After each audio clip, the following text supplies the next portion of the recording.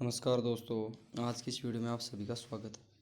दोस्तों, आज की इस वीडियो में हम एम लक्ष्मीकांत के chapter making of the constitution के बारे में डिस्कस करने जा रहे हैं। दोस्तों, इस चैप्टर से हर एक एग्ज़ाम में कुछ ना कुछ क्वेश्चन पूछे जाते हैं, लेकिन इस चैप्टर में हम थोड़ा सा बुक से एडवांस टॉपिक डिस्कशन करेंगे कि भाई आपका संविधान जो है वो किस प्रकार से बना, किस समिति ने उसको बनाया, और सेकेंड वर्ल्ड वॉर के टाइम पे ऐसी क्या कंडीशन क्रिएट हो गई कि भाई इंडिया में अलग अलग जो डेलीगेशन थे ब्रिटिश गवर्नमेंट ने वो भेजे अलग अलग टाइम पे। तो स्टार्ट करते हैं फर्स्ट से। कहता है कि 1934 the demand of the constitution assembly was raised by the M N Roy, a communist pioneer. कहता है कि भाई सबसे पहले इंडिया में 1934 के टाइम पे संविधान सभा की जो डिमांड थी ना वो एक कम्युनिस्ट पार्टी के लीडर ने की थी जिसका नाम था एम एन रॉय। और इसके अगले साल ही क्या होता है कि 1935 the Indian national Congress for the first time demanded A constituent assembly. अब 1935 में क्या होता है कि जो इंडियन नेशनल कांग्रेस थी वो भी क्या करती, डिमांड करती कि भाई हमारी कॉन्स्टिट्यूंट असेंबली होनी चाहिए हमारे देश में जो हमारे संविधान को बनाए। उसके 3 साल के बाद ही क्या होता है कि इन 1938 on the behalf of the national Congress party the Nehru declared that the constitution of free India should be famed without outside interference of by assembly. कहता है कि भाई जो इंडिपेंडेंस हमारे इंडिया का जो इंडिपेंडेंट इंडिया का जो हमारा संविधान बनेगा ना वो क्या होगा, वो आपका एक क्या होगा, बिल्कुल ही ठीक है, आउटसाइड इंटरफेरेंस के बिना बनेगा, मतलब उसमें किसी अदर कंट्री का कोई भी इन्फ्लुएंस नहीं होगा, ठीक है। And that the would be elected on the basis of the adult franchise. और कहता है कि जो असेंबली जो होगी ना हमारी वो एडल्ट फ्रेंचाइज होगी, मतलब उसमें जो 18 साल से अधिक के लोग हैं ना वो वोट डाल सकेंगे, उसके द्वारा बनेगी, और जो जितने भी मेंबर होंगे ना वो इलेक्ट होके आएंगे उसमें, ठीक है। लेकिन ये इसका एक्सेप्शन भी होता है भाई, क्योंकि सारे मेंबर इलेक्ट नहीं होते। जितने भी प्रिंसली स्टेट थे ना उनके मेंबर क्या होते हैं, नॉमिनेट होके आते हैं संविधान सभा में। अगला कहते हैं 1940 अबो demands of the Indian accepted by the British government in 1940। अब देखो भाई क्या होता है। अब होता क्या है कि 1940 के टाइम पे आपको पता है कि 1939 में सेकेंड वर्ल्ड वॉर स्टार्ट हो जाता है, जब आपका क्या होता है कि जो हिटलर जो था वो पोलैंड पे अटैक कर देता है। तो उसके बाद ही क्या होता है कि वर्ल्ड वॉर स्टार्ट हो जाता है। वर्ल्ड वॉर स्टार्ट होने के बाद क्या होता है कि वर्ल्ड दो भागों में बढ़ जाता है, एक तो आपका एलाइड पावर्स, ठीक है, एक होता है आपका एक्सिस पावर्स। तो आप इतना याद रखना कि एलाइड पावर जो था ना उसमें ब्रिटेन भी था, ठीक है, और जो एक्सिस पावर था ना उसमें जर्मनी था जो कि ब्रिटेन के खिलाफ लड़ रहा था, इतना ध्यान रखें आप। अब आगे क्या कहता है कि 1942 the Cripps mission came to India that was rejected by the Indians. अब होता क्या है भाई कि 1942 जो था, ठीक है, उस टाइम पे आपको पता है वर्ल्ड वॉर स्टार्ट हुए कुछ टाइम हो चुका था। तो इस टाइम पे जो भी अलाइड पावर्स थे ना, ठीक है, वो क्या करते हैं, वो ब्रिटेन पे प्रेशर बनाते हैं कि भाई आप अपनी कॉलोनी जो है ना, जितनी भी कॉलोनी आपने बना रखी हैं वहाँ पे शांति बना के रखो, और वहाँ से जितना हो सके ना वहाँ पे आप मिलिट्री सपोर्ट लो। तो इसी के चलते कृषि मिशन इंडिया में आता है, और ये क्या कहता है, ये कहता है कि हम इंडिया को इंडिपेंडेंस भी देंगे, इंडिया को धीरे धीरे कुछ राइट भी देंगे, लेकिन सब कब देंगे कि आफ्टर, ठीक, after defeating Germany and after defeating the axis powers. तो इंडिया इसको रिजेक्ट कर देता है कृषि मिशन को, ठीक है, और रिजेक्ट किया जाता है महात्मा गांधी के द्वारा, जवाहरलाल नेहरू के द्वारा, ठीक है। अब देखो अपडेट आती है 1946, ठीक है, the cabinet mission came to India with some schemes. अब देखो होता क्या है भाई कि सेकेंड वर्ल्ड वॉर चल रहा है, 1945 में ख़त्म हो चुका सेकेंड वर्ल्ड वॉर, ठीक है, हिटलर ने सुसाइड कर लिया। तो अब इंडिया में क्या होता है कि इंडिया में उस टाइम पे ये समझ चुके थे जो हमारे इंडिया के लीडर्स थे कि भाई ब्रिटिश गवर्नमेंट हमें ऐसे आज़ादी नहीं देगी, हमें कुछ ना कुछ करना पड़ेगा, ठीक है। तो सेकेंड वर्ल्ड वॉर के पैरेलल में ही पता होगा आपको कि क्विट इंडिया मूवमेंट चला जाता है महात्मा गांधी के द्वारा, ठीक है, जो कि ब्रिटिश सरकार को काफ़ी परेशान करता है, और ये कि रैम्पेट लेवल पर स्टार्ट किया था पूरे इंडिया में, ठीक है।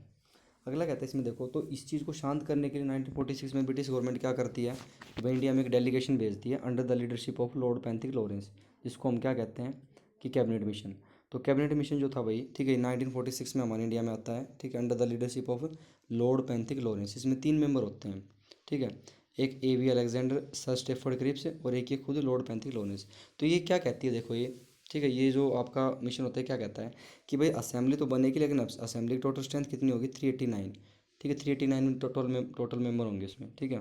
और इन 389 में से भी क्या होगा कि 389 में से भी 296 जो मेंबर होंगे ना वो आपके ब्रिटिश स्टेट से होंगे, ठीक है। And out of 296 4 will be elected from the chief commissionery provinces. उस समय हमारे इंडिया में कुल 11 प्रोविंसेस थे, चीफ कमिश्नरी प्रोविंसेस। तो उन 4 प्रोविंसेस में से इलेक्ट किए जाएंगे जो 4 मेंबर होंगे। और 93 कहाँ से होंगे भाई, प्रिंसली स्टेट। प्रिंसली स्टेट क्या थे कि भाई जैसे कि राज्य रजवाड़े जितने भी थे उस टाइम पे, जैसे जोधपुर हुआ, जयपुर हुआ, कुर्ग हुआ, मेवाड़ हुआ, सारे, ठीक है। तो यहाँ से वो लोग बनेंगे, ठीक है।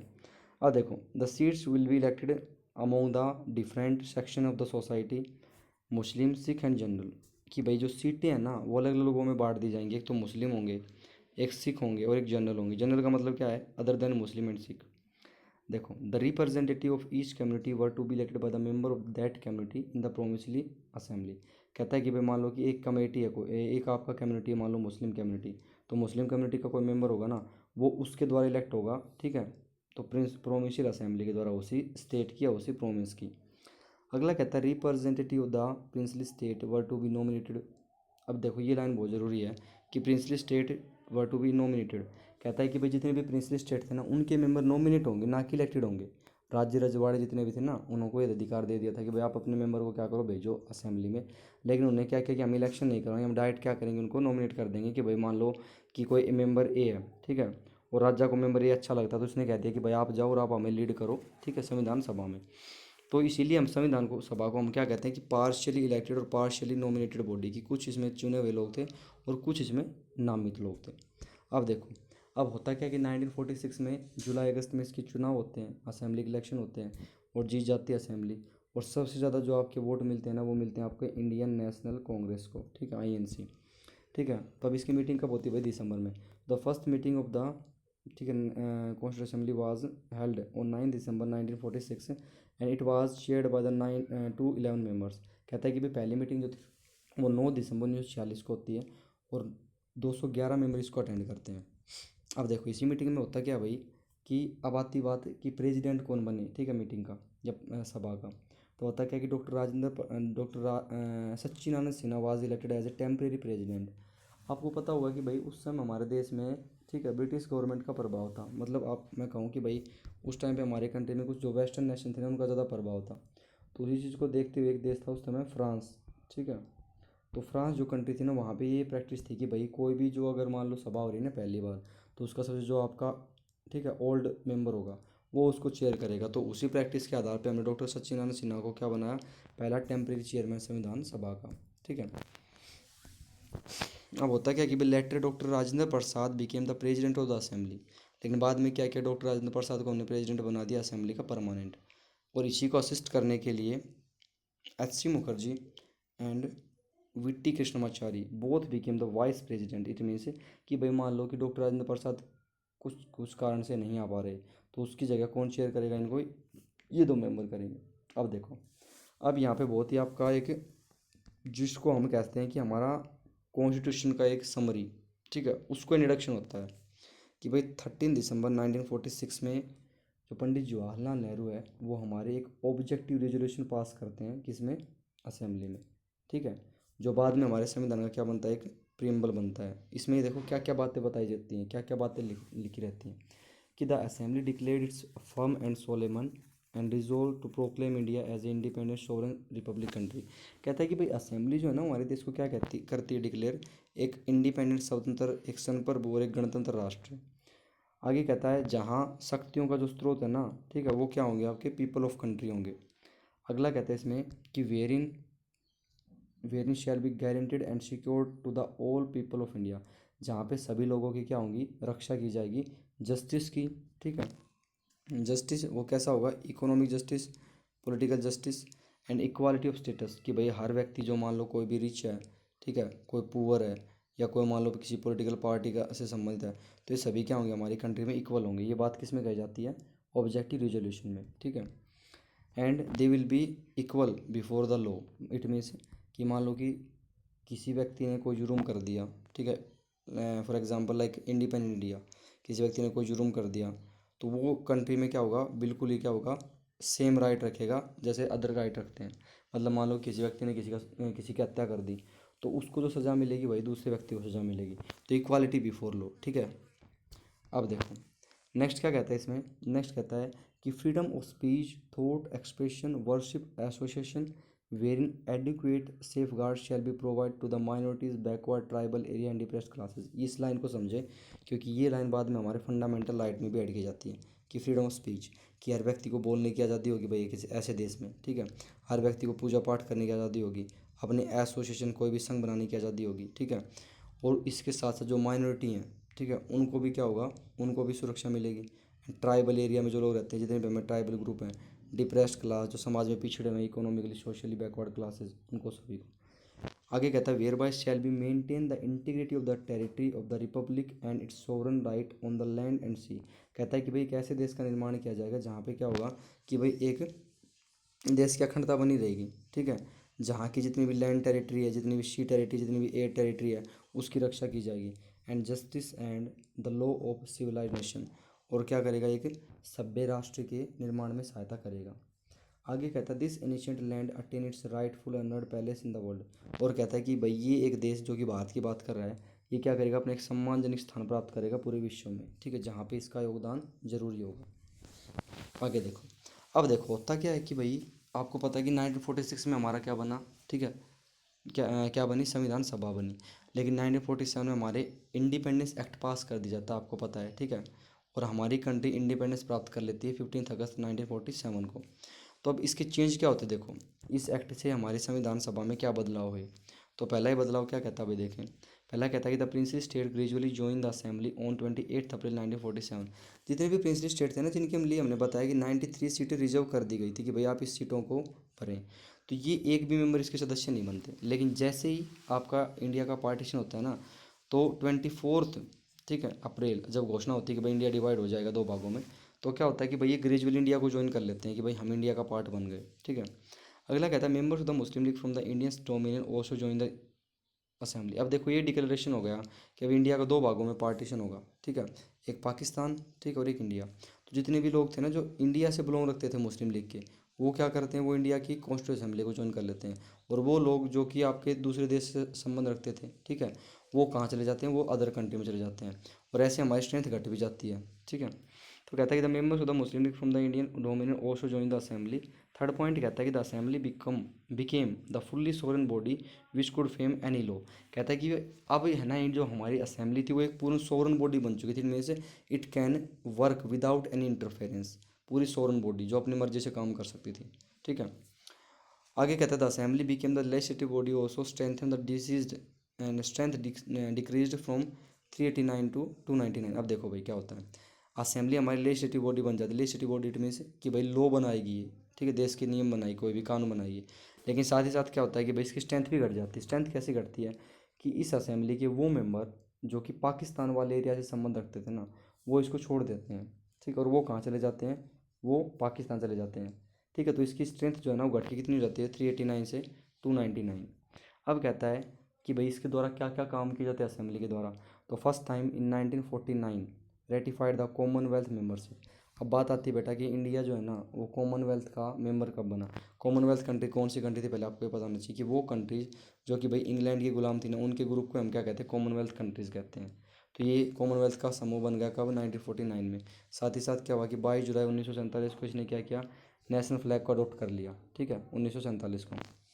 अब आगे क्या होता है देखो, अब आगे कहते हैं इसमें कि 24 जनवरी 1950 both anthem and song adopted on the same day and doctor Rajendra Prasad became the first president of India. कहता है कि भाई हमने क्या किया, 24 जनवरी 1950 को दो काम किए, दो नहीं तीन काम किए। वो तीन काम क्या कहते हैं देखो, हमने नेशनल एंथम को अडोप्ट कर लिया, ठीक है, हमने नेशनल सॉन्ग को अडोप्ट कर लिया जो हमारा वंदे मातरम है, ठीक है, और डॉक्टर राजेंद्र प्रसाद हमारे देश के क्या बन गए, फर्स्ट प्रेसिडेंट बन गए, ठीक है। तो ये तीन काम होते हैं आपके 24 जन 1950 को। अब देखो भाई संविधान सभा भी बन चुकी है, ठीक है, 1946 में। इंडिया इंडिपेंडेंस भी हो चुका है 1947 में। लेकिन अब देखो कुछ कमेटी बनाई गई थी भाई, जिनको कुछ काम दिया गया था कि भाई आप ये काम करना है आपको। तो वो कमेटी कौन कौन सी थी, तो टोटल जो कमेटी थी ना वो मेजर कमेटी थी आपकी, ठीक है।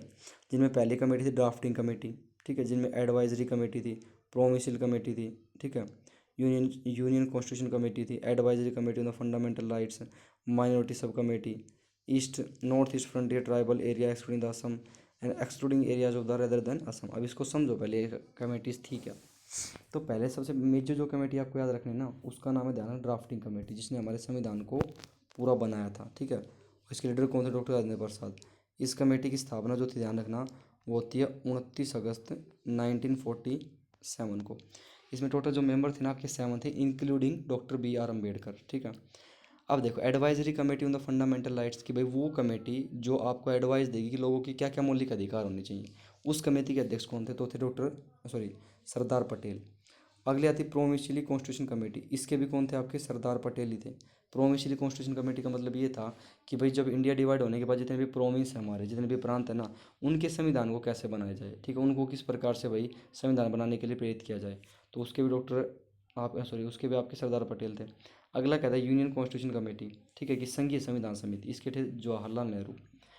तो इससे केवल आपको ये पूछेगा कि भाई बताओ इनके मेंबर कौन थे, ठीक है। अगर पूछता है तो किसी कमेटी के बारे में, ड्राफ्टिंग कमेटी के बारे में पूछता है क्वेश्चन, ठीक है।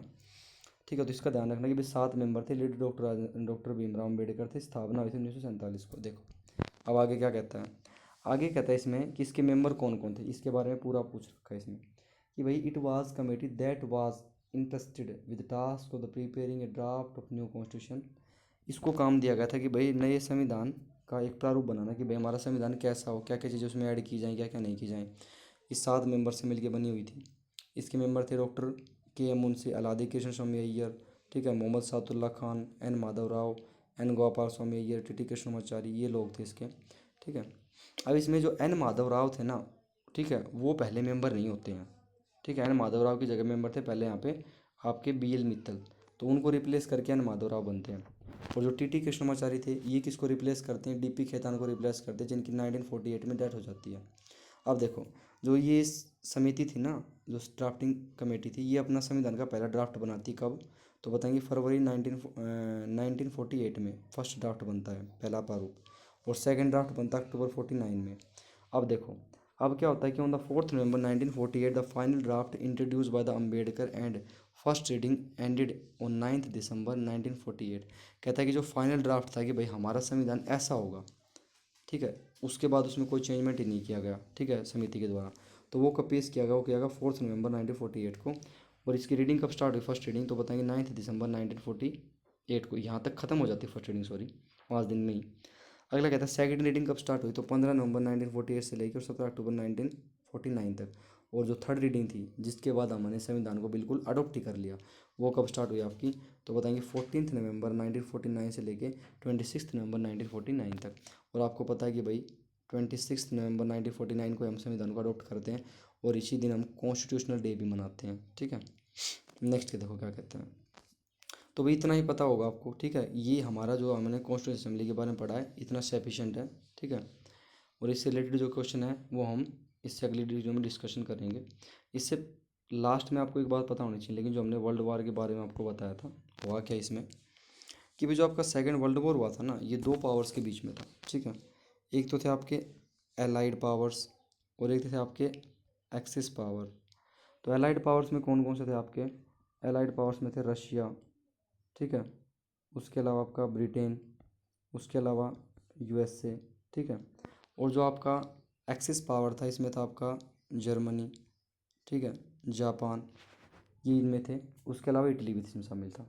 लेकिन होता क्या है कि जब आपका सेकेंड वर्ल्ड वॉर स्टार्ट होता है ना, तो उस समय हिटलर इतने बड़े पैमाने पर क्या करता है, इन कंट्रीज़ को हराता जाता। फ्रांस को हुआ, उसके अलावा पोलैंड हुआ, रशिया हुआ, ठीक है, और ब्रिटेन हुआ। ब्रिटेन को भी हरा देता है काफ़ी हद तक वो।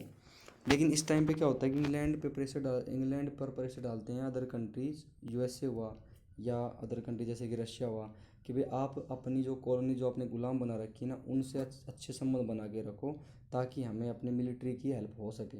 तो इसी चीज़ के चलते क्या होता है कि इंडिया में अलग अलग टाइम पे आपको पता है कि 1940 हुआ, ठीक है, 1942 हुआ, 1946 हुआ। यहाँ पे अलग अलग डेलीगेशन ब्रिटिश सरकार भेजती है। लेकिन एट द एंड जब हमारे इंडिया के लोग समझ जाते हैं कि भाई ब्रिटिश सरकार हमसे केवल टाइम पास कर रही थी, हमें कोई भी इंडिपेंडेंस देने के इरादे से हमें हमारी मदद नहीं कर रही, तो ये लोग क्या करते हैं, फिर ये अलग अलग मूवमेंट चलाते हैं, ठीक है। और एट द एंड क्या होता है कि 1947 में इंडिया को इंडिपेंडेंस मिल जाती है after dividing India into 2 parts. तो first part Pakistan, second part आपका क्या होता है, आपका इंडिया, ठीक है। तो अगर आपको वीडियो पसंद आए तो चैनल को लाइक करें, शेयर करें, सब्सक्राइब करें।